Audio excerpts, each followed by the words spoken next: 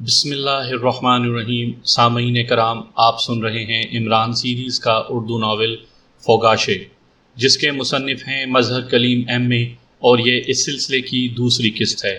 مجھے امید ہے آپ کو میری یہ کاوش بھی پسند آ رہی ہوگی۔ آپ نے اگر ابھی تک میرا چینل کہانی گھر سبسکرائب نہیں کیا تو ابھی میرے چینل کو سبسکرائب کر کے بیل نوٹیفیکیشن آن کر دیجئے تاکہ آنے والی ہر نئی کہانی کی اطلاع بر وقت آپ تک پہنچ سکے۔ یہ سب کیا ہو رہا ہے؟ اسی لمحے ایک دھاڑتی ہوئی آواز سنائی دی۔ عمران نے چونک کر دیکھا تو کیفے کے دروازے کے پاس اسے ایک دیو قامت آدمی کھڑا دکھائی دیا، جس کے چہرے پر ضربوں کے بے شمار نشانات تھے۔ یہ دارالحکومت کا مشہور گنڈا عبد البھائی تھا۔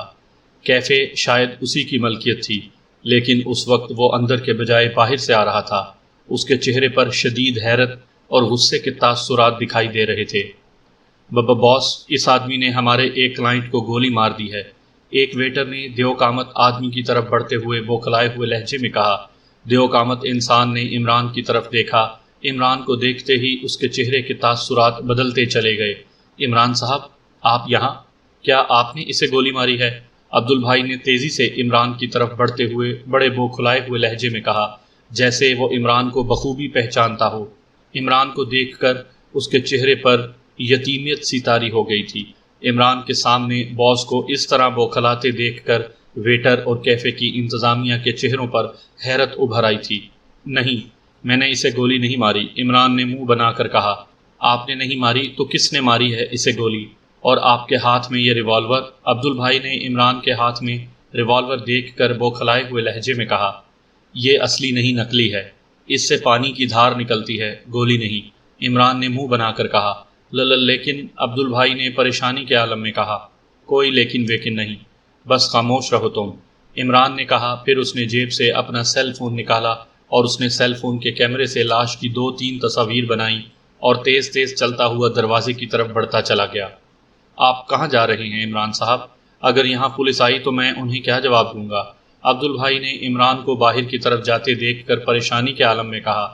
جو دل میں آئے کہہ دینا، عمران نے رکے بغیر کہا اور تیزی سے وہاں سے نکلتا چلا گیا۔ پارکنگ میں آ کر اس نے اپنی کار نکالی۔ ابھی وہ پارکنگ سے کار نکال کر لایا ہی تھا کہ وہاں 2 پولیس موبائلز سائرن بجاتی ہوئی پہنچ گئیں۔ عمران نے ان موبائلز کی کوئی پرواہ نہ کی اور کار وہاں سے نکالتا لے گیا۔ تھوڑی دور آ کر اسے وائٹ سٹی ہوٹل کا بورڈ نظر آیا تو اس نے کار کا رخ ہوٹل کی پارکنگ کی طرف کر دیا اور پھر اس نے ہوٹل کی پارکنگ میں کار پارک کی اور وہاں سے نکل کر ہال میں آ گیا۔ سامنے ایک بڑا سا کاؤنٹر تھا جہاں صرف ایک کاؤنٹر گرل موجود تھی۔ عمران تیزی سے اس کی طرف بڑھا۔ Welcome in White City hotel sir. اسے کاؤنٹر کی طرف آتے دیکھ کر لڑکی نے چہرے پر کاروباری مسکراہٹ سجاتے ہوئے بڑے مؤدبانہ لہجے میں کہا۔ وعلیکم السلام، بڑا خوبصورت نام ہے، بالکل آپ کی طرح، عمران نے اپنے مخصوص لہجے میں کہا۔ میرا نام؟ کیا مطلب؟ کیا آپ میرا نام جانتے ہیں؟ لڑکی نے حیرت بھرے لہجے میں کہا۔ جی ہاں، ابھی تو آپ نے بتایا ہے، ویلکم، عمران نے کہا تو لڑکی کے ہونٹوں پر مسکراہٹ گہری ہو گئی۔ ویلکم میرا نام نہیں ہے سر، میں نے تو آپ کو اس ہوٹل میں ویلکم کیا ہے، لڑکی نے مسکراتے ہوئے کہا۔ مجھے؟ تو کیا آپ یہ سمجھ رہی ہیں کہ میرا نام ویلکم ہے؟ عمران نے حیرت کا اظہار کرتے ہوئے کہا۔ ویلکم کا مطلب خوش آمدید ہوتا ہے جناب، میں آپ کو اپنے ہوٹل میں خوش آمدید کہتی ہوں، لڑکی نے اس انداز میں کہا جیسے کوئی استانی کسی بچے کو سمجھاتی ہے۔ آپ کا ہوٹل؟ اگر یہ اتنا بڑا ہوٹل آپ کا ہے تو پھر آپ یہاں کاؤنٹر پر کیا کر رہی ہیں؟ آپ کو تو کسی عالی شان دفتر میں بڑے روب اور دبدبے کے ساتھ ہونا چاہیے تھا، کاؤنٹر پر تو چھوٹے موٹے تنخواہ دار افراد ہی کام کرتے دکھائی دیتے ہیں، عمران نے کہا تو لڑکی کے چہرے پر قدرے ناگواریت کے تاثرات ابھر آئے۔ میں بھی یہاں تنخواہ ہی لیتی ہوں جناب، میں اس ہوٹل میں کام کرتی ہوں، اس لیے میں اسے اپنا ہی ہوٹل سمجھتی ہوں، لڑکی اس بار منہ بناتے ہوئے بولی۔ اچھا، تو اس میں اتنا منہ بنانے والی کون سی بات ہے؟ اچھا خاصا حسین چہرہ ہے آپ کا اور آپ منہ بنا کر اسے خراب کر رہی ہیں، عمران نے کہا۔ سوری، بتائیں آپ کی میں کیا خدمت کر سکتی ہوں؟ لڑکی نے سر جھٹک کر کہا۔ پہلے یہ بتائیں کہ آپ کی شادی ہوئی ہے؟ عمران نے سر آگے بڑھا کر بڑے رازدارانہ لہجے میں کہا۔ شادی؟ کیا مطلب؟ شادی کا کیوں پوچھ رہے ہیں آپ؟ لڑکی نے حیرت بھرے لہجے میں پوچھا۔ پہلے بتائیں کہ ہوئی ہے آپ کی شادی یا نہیں، پھر بتاؤں گا، عمران نے اسی انداز میں کہا۔ نہیں، ابھی میری شادی نہیں ہوئی، لڑکی نے ایک بار پھر ناگواری سے جواب دیا۔ تب ٹھیک ہے، عمران نے اطمینان کا سانس لیتے ہوئے کہا۔ کیا ٹھیک ہے؟ لڑکی نے چونک کر کہا۔ یہی کہ آپ شادی شدہ نہیں ہیں، عمران نے کہا۔ ہاں نہیں ہوں شادی شدہ۔ پھر؟ لڑکی نے اس بار قدرے تیز لہجے میں کہا۔ آپ نے ابھی چند لمحے قبل مجھ سے خدمت کا پوچھا تھا۔ عمران نے اس کی بات کا جواب دینے کے بجائے کہا۔ جی ہاں، بتائیں میں آپ کی کیا خدمت کر سکتی ہوں؟ لڑکی نے کہا۔ تو کیا آپ واقعی میری خدمت کرنا چاہتی ہیں؟ عمران نے پوچھا۔ جی ہاں بالکل، آپ ہمارے معزز کسٹمر ہیں اور میں یہاں معزز کسٹمرز کی خدمت کے لیے ہی تو موجود ہوں، لڑکی نے جواب دیا تو عمران کے چہرے پر مایوسی پھیل گئی۔ اوہ، تو آپ یہاں آنے والے ہر کسٹمر کی خدمت کرتی ہیں؟ میں تو کچھ اور ہی سمجھ بیٹھا تھا، عمران نے منہ بناتے ہوئے کہا۔ آپ کیا سمجھ بیٹھے تھے؟ لڑکی نے اسے تیز نظروں سے گھورتے ہوئے کہا۔ یہی کہ آپ شاید صرف میری ہی خدمت کریں گی، اور اگر آپ نے میری خدمت ہی کرنی ہے تو کیوں نہ میں آپ کو اپنی خدمت کے لیے مستقل جاب دے دوں، مگر آپ تو دوسروں کی بھی خدمت کرتی ہیں، عمران نے کہا۔ کیا مطلب؟ آپ مجھے مستقل خدمت کی کون سی جاب دے سکتے ہیں؟ لڑکی نے واقعی حیران ہوتے ہوئے کہا، جیسے اسے عمران کی بات سمجھ نہ آئی ہو۔ شادی کر کے میں آپ کو اپنی وائف بنا لیتا، پھر دو ہی باتیں ہو سکتی تھیں، ایک تو یہ کہ آپ واقعی مستقل میری خدمت کرتی، یا پھر مجھے ہی آپ کی خدمت کرنی پڑتی، عمران نے بڑے معصومانہ لہجے میں کہا، اور لڑکی حیرت سے عمران کی طرف یوں دیکھنا شروع ہو گئی جیسے وہ عمران کی ٹائپ کو سمجھنے کی کوشش کر رہی ہو۔ آپ یہاں کس لیے آئے ہیں جناب؟ لڑکی نے سر جھٹک کر قدرے سخت لہجے میں کہا۔ آیا تو میں اپنی خدمت کرانے والی بیوی کی تلاش میں تھا، مگر عمران نے ایک سرد آ بھر کر کہا، یہ ہوٹل ہے جناب، میرج بیورو سینٹر نہیں، جہاں آپ اپنی خدمت کرانے والی بیوی کی تلاش میں آئے ہیں۔ اگر آپ کو یہاں ہوٹل میں کوئی کام ہے تو بتائیں، لڑکی نے جلے کٹے لہجے میں کہا۔ آپ تو خواہ مخواہ ناراض ہو رہی ہیں محترمہ، بہرحال آپ مجھ سے شادی نہیں کرنا چاہتی تو ان صاحب کو دیکھ لیں، شاید یہ آپ کو پسند آ جائے، عمران نے کہا، اور اس نے جیب سے سیل فون نکال کر اس آدمی کی فوٹو دکھانی شروع کر دی جس لاش کی اس نے تصویر بنائی تھی۔ ارے یہ تو مسٹر الفریڈ ہیں، یہ تو اسی ہوٹل میں رہتے ہیں، آپ مجھے ان کی تصویر کیوں دکھا رہی ہیں اور ان کی آنکھیں کیوں بند ہیں؟ لڑکی نے تصویر دیکھ کر حیرت بھرے لہجے میں کہا۔ کیونکہ ان کی آنکھیں ہمیشہ کے لیے بند ہو چکی ہیں، عمران نے کہا۔ ہمیشہ کے لیے؟ کیا مطلب؟ او کہیں، لڑکی نے پہلے حیرت بھرے لہجے میں پھر بری طرح سے چونکتے ہوئے کہا، جیسے اسے ہمیشہ کے لیے بند ہونے والی آنکھوں کا مطلب سمجھ میں آ گیا ہو۔ جی ہاں، یہ مجھے آپ کو اور اس ہوٹل کو چھوڑ کر ہمیشہ کے لیے جا چکے ہیں، عمران نے کہا۔ لیکن کیسے؟ ابھی 2 گھنٹے پہلے تو یہیں تھے اور بظاہر بالکل ٹھیک ٹھاک دکھائی دے رہے تھے، پھر اچانک انہیں کیا ہو گیا؟ اور آپ ان کے کون ہیں؟ لڑکی نے حیرت بھرے لہجے میں کہا۔ آپ کا نام کیا ہے؟ عمران نے پوچھا۔ مرینا خان ہے میرا نام، لڑکی نے جواب دیا۔ اچھا نام ہے، ان صاحب کو یہاں سے کچھ دور موجود ایک کیفے میں گولی مار کر ہلاک کیا گیا ہے۔ آپ مجھے بتائیں کہ یہ صاحب یہاں کب سے تھے اور ان کا روم نمبر کون سا ہے؟ عمران نے سنجیدہ ہوتے ہوئے کہا۔ اوہ، کیا آپ کا تعلق پولیس سے ہے؟ مرینا خان نے عمران کا انداز دیکھ کر خوف زدہ ہوتے ہوئے کہا۔ ہاں، میں سینٹرل انٹیلیجنس کا سپرنٹینڈنٹ ہوں، سپر فیاض، نام تو سنا ہی ہوگا آپ نے، عمران نے کہا، اور سپر فیاض کا نام سن کر مرینا خان بری طرح سے اچھل پڑی۔ ہاں میں نے سنا ہے، لیکن سوری سر، میں نے آپ کو پہلے کبھی نہیں دیکھا تھا، اس لیے میں بے خیالی میں آپ سے الٹی سیدھی باتیں کر گئی۔ Sorry, I am really sorry, لڑکی نے گھبرائے ہوئے لہجے میں کہا۔ گھبرائیں نہیں، میں آپ کو یہاں سے لے جانے کے لیے نہیں آیا ہوں، آپ بس مجھے یہ بتا دیں کہ الفریڈ صاحب یہاں کب سے ہیں اور ان کا روم نمبر کیا ہے؟ عمران نے پوچھا۔ 1 منٹ سر، میں ابھی بتاتی ہوں، لڑکی نے کہا، اور پھر اس نے رجسٹر نکالا اور اس کے صفحے پلٹنا شروع کر دیے۔ یس سر، یہ رہا مسٹر الفریڈ کا نام، یہ ابھی کل ہی یہاں پہنچے ہیں، ان کا روم 3rd فلور پر ہے اور روم نمبر 102، مرینا خان نے کہا۔ کیا یہ اکیلے تھے یا ان کے ساتھ اور کوئی بھی تھا؟ عمران نے خالص انویسٹیگیشن کرنے والے تھانے دار کی طرح پوچھا۔ نو سر، ان کے ساتھ کوئی نہیں تھا، یہ اکیلے ہی آئے ہیں، مرینا خان نے جواب دیا۔ کیا ان کا تعلق آران سے ہے یا کسی اور ملک سے آئے تھے؟ عمران نے پوچھا۔ جی سر، یہ آران سے ہی تشریف لائے ہیں، مرینا خان نے کہا۔ اوکے، میرے ساتھ کسی ویٹر کو بھیجیں تاکہ میں ان کا کمرہ کھلوا کر ان کے سامان کی تلاشی لے سکوں، تاکہ پتہ چل سکے کہ یہ یہاں کیوں آئے تھے اور یہاں آ کر ایک انجان گولی کا شکار کیوں بن گئے ہیں، عمران نے کہا۔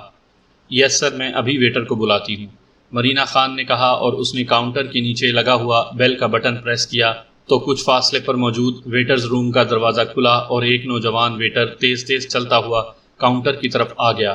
یس مس، ویٹر نے بڑے مؤدبانہ لہجے میں کہا۔ یہ سپرنٹینڈنٹ فیاض صاحب ہیں، ان کا تعلق سینٹرل انٹیلیجنس سے ہے۔ روم نمبر 303 کے صاحب کو کسی نے گولڈن کیفے میں قتل کر دیا ہے۔ یہ قتل ہونے والے صاحب کے کمرے کی تلاشی لینا چاہتے ہیں۔ روم کی ماسٹر کی لے جاؤ اور انہیں مسٹر الفریڈ کے کمرے کی چیکنگ کرنے دو۔ لڑکی نے کاؤنٹر کا ایک دراز کھول کر اس میں سے ایک ماسٹر کی نکال کر ویٹر کو دیتے ہوئے کہا، لیکن مسٹر الفریڈ کو کس نے قتل کر دیا اور کیوں؟ ویٹر نے اس سے چابی لیتے ہوئے عمران کی طرف استفسار بھری نظروں سے دیکھتے ہوئے کہا، جیسے ہی اس کے قاتل کا پتہ چلے گا میں کسی اور کو کچھ بتاؤں یا نہ بتاؤں تمہیں آ کر ضرور بتا جاؤں گا۔ عمران نے کہا تو ویٹر کے چہرے پر قدرے شرمندگی کے آثار دکھائی دینے لگے۔ سوری سر، میں نے تو ویسے ہی ایک بات کی تھی۔ آئیں میں آپ کو مسٹر الفریڈ کا روم چیک کروا دیتا ہوں، ویٹر نے کہا اور ایک طرف آگے بڑھ گیا۔ میرے آنے تک آپ اچھی طرح سے سوچ لیں، عمران نے مرینا خان کی طرف دیکھ کر ایک بار پھر رازدارانہ لہجے میں کہا۔ کیا سوچ لوں؟ مرینا خان نے چونک کر کہا، میری مستقل خدمت کرنے کا، عمران نے کہا اور تیزی سے پلٹ کر ویٹر کے پیچھے بڑھ گیا، جبکہ مرینا خان حیرت سے آنکھیں پھاڑے اسے دیکھتی رہ گئی۔ ویٹر عمران کو لے کر لفٹ میں آ گیا۔ اس سے پہلے کہ ویٹر تھرڈ فلور پر جانے کے لیے پینل کا بٹن پریس کرتا، عمران نے تیزی دکھاتے ہوئے پینل کا 7 نمبر پریس کر دیا۔ یہ کیا سر؟ مسٹر الفریڈ کا روم تو تھرڈ فلور پر ہے، آپ نے 7 فلور کا بٹن کیوں پریس کیا ہے؟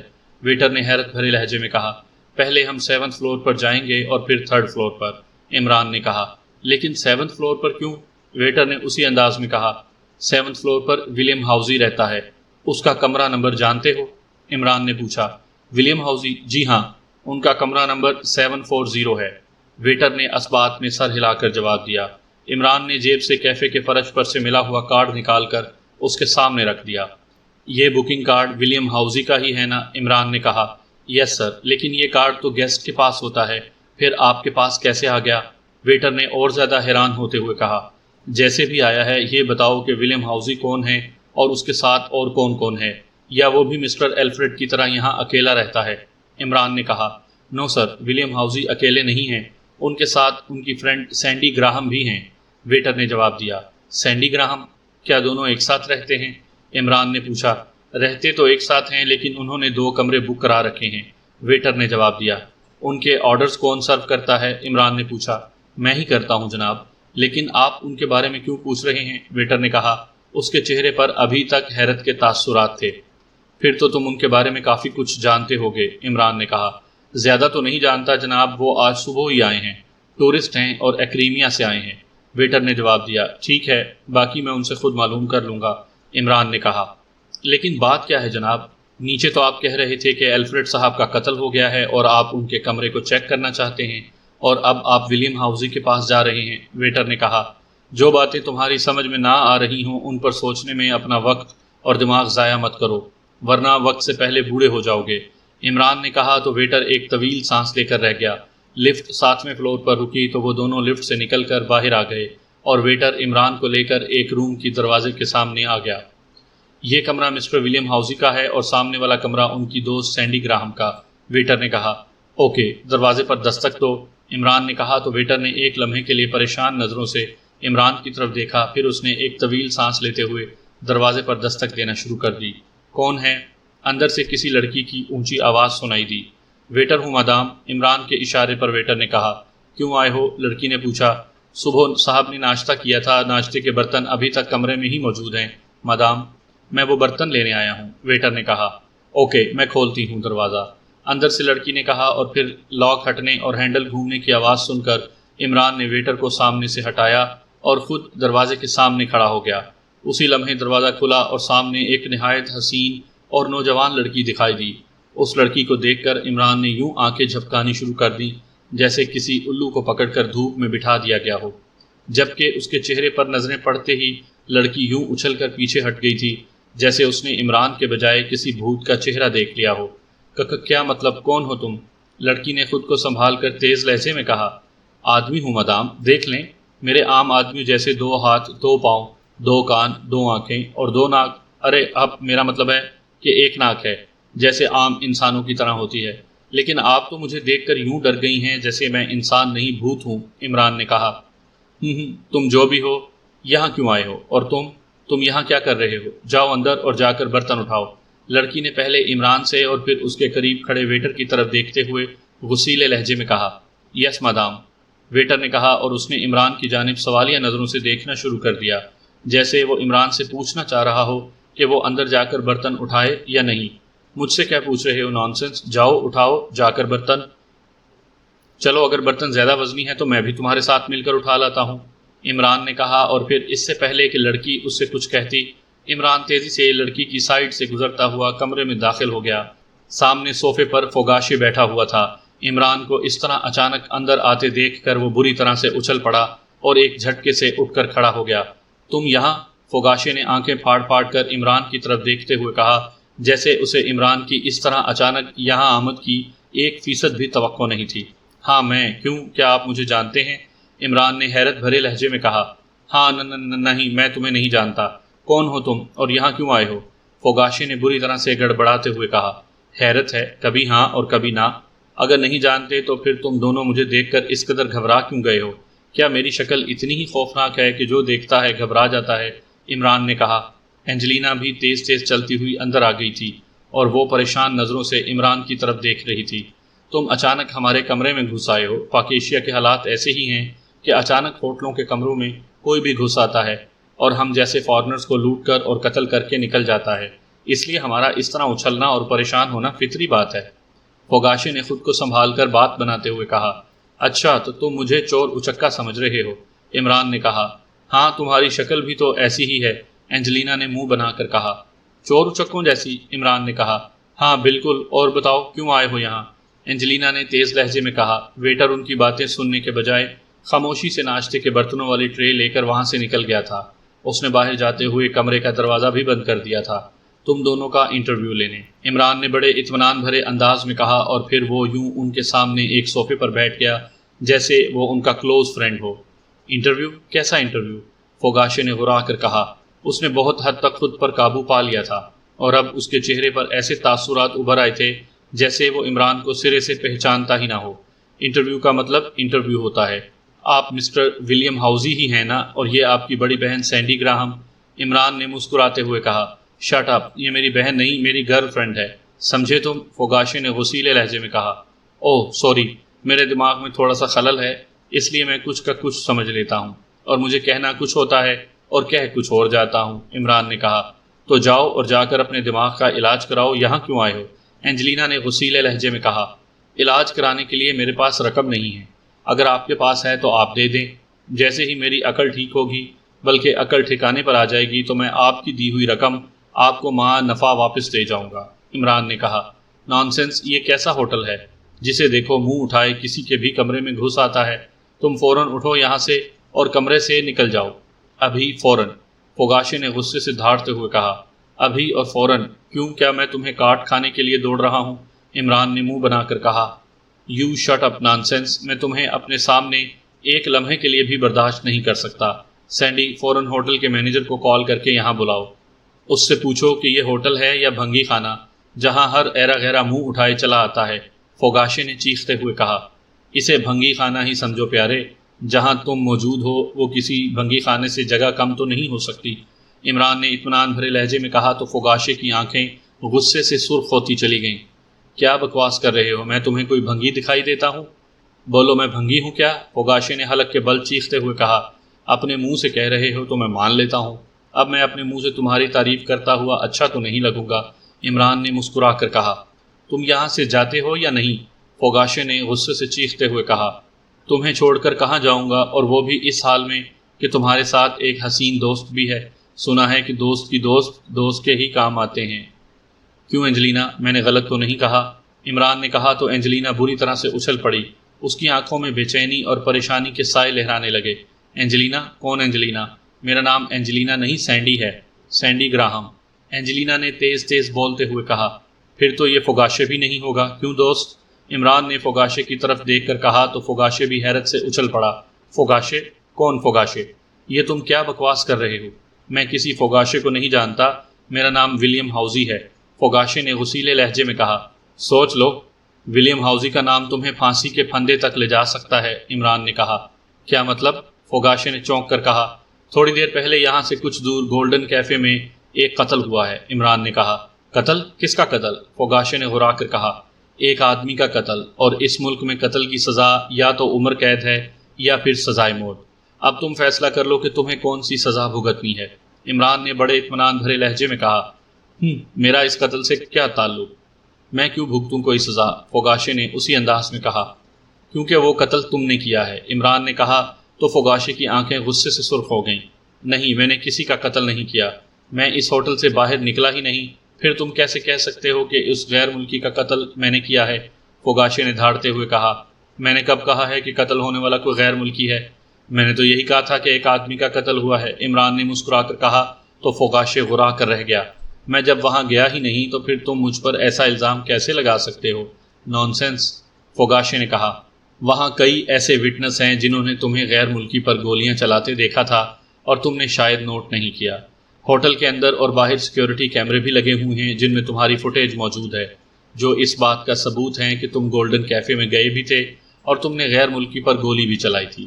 اس کے علاوہ کیفے کے فرش سے مجھے اس ہوٹل کا بکنگ کارڈ بھی ملا ہے جس پر تمہارا نام اور ہوٹل کا کمرہ نمبر درج ہے۔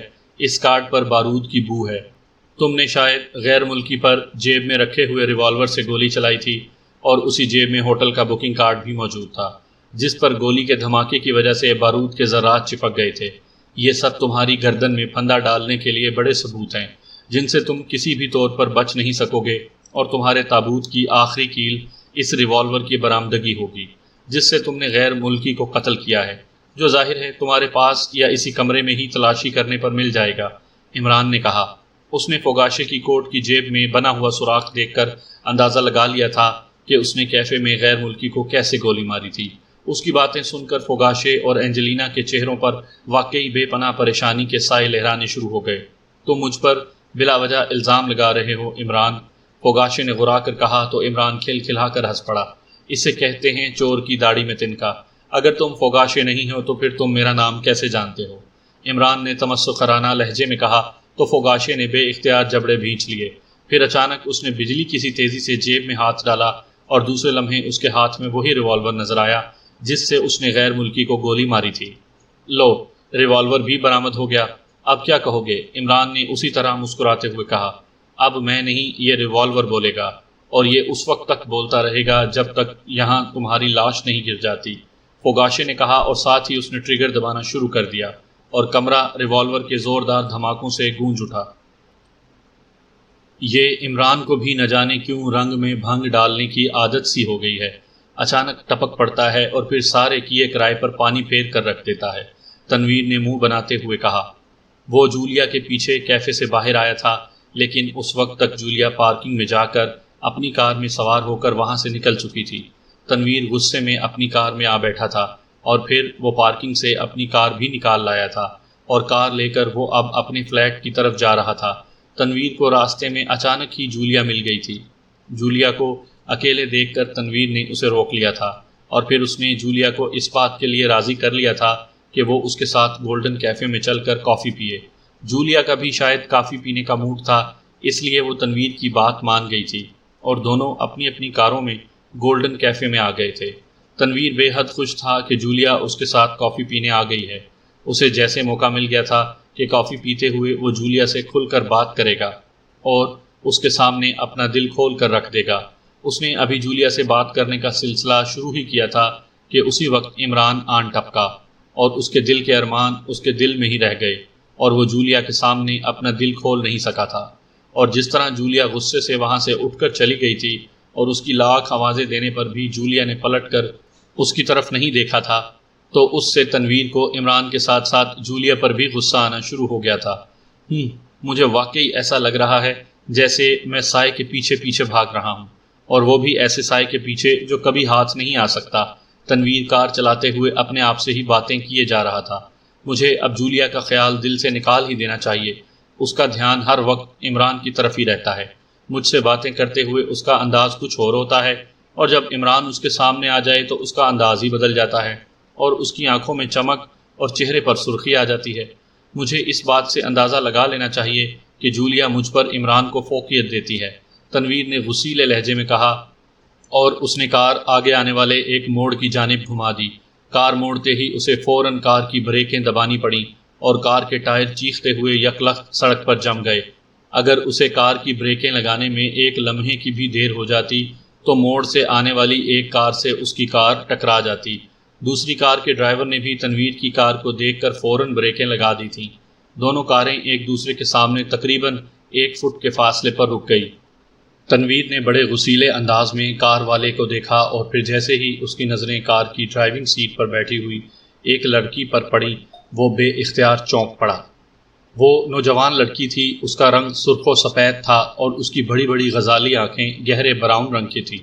اس کے بال بھی اخروٹی رنگ کے تھے جو اس کے کاندھوں تک ترشے ہوئے تھے، اور اس نے سر پر نیلے اور سفید رنگ کا انتہائی خوبصورت ہیٹ پہن رکھا تھا جو اس کے حسن کو 4 چاند لگا رہا تھا۔ وہ بھی بڑے غصیلے انداز میں تنویر کو گھور رہی تھی۔ دونوں کاروں کی بریکیں لگنے کی وجہ سے ارد گرد موجود لوگ چونک چونک کر ان کی جانب دیکھنا شروع ہو گئے تھے۔ لڑکی چند لمحے تنویر کی جانب غصیلی نظروں سے دیکھتی رہی، پھر اس نے فوراً سیٹ کی سیفٹی بیلٹ کھولی اور کار کا دروازہ کھول کر ایک جھٹکے سے کار سے نکل کر باہر آ گئی۔ اس نے سیاہ شرٹ اور ہلکے بلو کلر کی جینز پہنی ہوئی تھی۔ وہ بڑے جارحانہ انداز میں کار سے نکل کر تنویر کی کار کی جانب بڑھ رہی تھی۔ اسے اپنی کار کی طرف آتے دیکھ کر تنویر نے بھی اپنی سیٹ بیلٹ کھولی اور کار کا دروازہ کھول کر باہر آ گیا۔ یو نان سینس، کیا تمہیں کار چلانی نہیں آتی ہے؟ لڑکی نے تنویر کی جانب بڑھتے ہوئے غصیلے لہجے میں کہا۔ آرام سے بات کریں محترمہ، میں نے بروقت بریکیں لگا دی تھی۔ اگر میں ایسا نہ کرتا تو آپ کی کار کے ساتھ ساتھ آپ کا بھی حلیہ بگڑ جاتا۔ تنویر نے اس کا غصیلہ لہجہ سن کر خود بھی غصے میں آتے ہوئے کہا، تو تم کار کو آرام سے اور دیکھ کر نہیں موڑ سکتے تھے؟ اگر میں بھی بریکیں نہ لگاتی تو تمہارا کیا حشر ہوتا؟ تم سیدھے عالم بالا میں پہنچ گئے ہوتے۔ لڑکی نے تنویر کے نزدیک آ کر دونوں ہاتھ پہلوؤں پر رکھ کر اسے تیز نظروں سے گھورتے ہوئے اور انتہائی سخت لہجے میں کہا، یہی حشر آپ کا بھی ہو سکتا تھا، آپ بھی تیزی سے ہی کار چلا رہی تھی۔ تنویر نے کہا، میری کار ہے، میں اسے تیز چلاؤں یا آہستہ؟ تم کون ہوتے ہو مجھے مشورہ دینے والے نان سینس؟ لڑکی نے اور زیادہ بگڑے ہوئے لہجے میں کہا، میں آپ کو مشورہ نہیں دے رہا، سمجھا رہا ہوں۔ تنویر نے منہ بنا کر کہا، کیوں؟ تم مجھے کیوں سمجھا رہے ہو؟